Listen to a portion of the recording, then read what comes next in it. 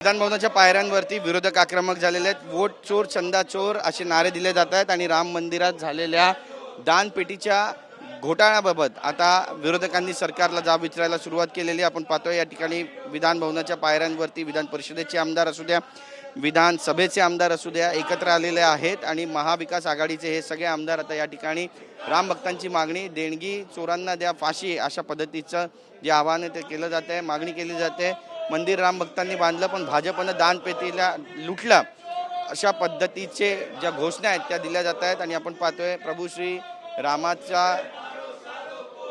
अयोध्या मंदिर राम मंदिराचा फोटो या बॅनरवर आपल्याला स्पष्टपणे दिसतोय, दानपेटी दिसते आणि भाजपनं दानपेटीला लुटलं असं म्हणत भाजपला थेट जबाब विचारला जातो. आपण पाहतोय महाराष्ट्राचे मुख्यमंत्री देवेंद्र फडणवीस सुद्धा काही वेळापूर्वी या ठिकाणाहून गेले आणि त्यांच्या समोरच या सगळ्या घोषणा दिल्या जात होत्या. तर एकंदरीतच विधानभवनाच्या पायऱ्यावरती आता विरोधक आक्रमक झालेले आहेत. अंबादास दानवे या ठिकाणी घोषणाबाजी करतायत.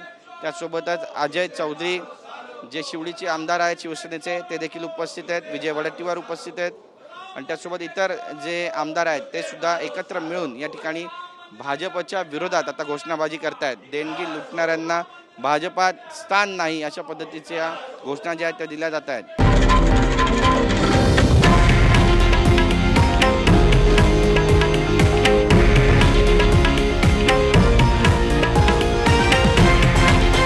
हे आहे देशातील नंबर 1 न्यूज नेटवर्क आणि आपण पाहत आहात TV9 मराठी, एकमेव.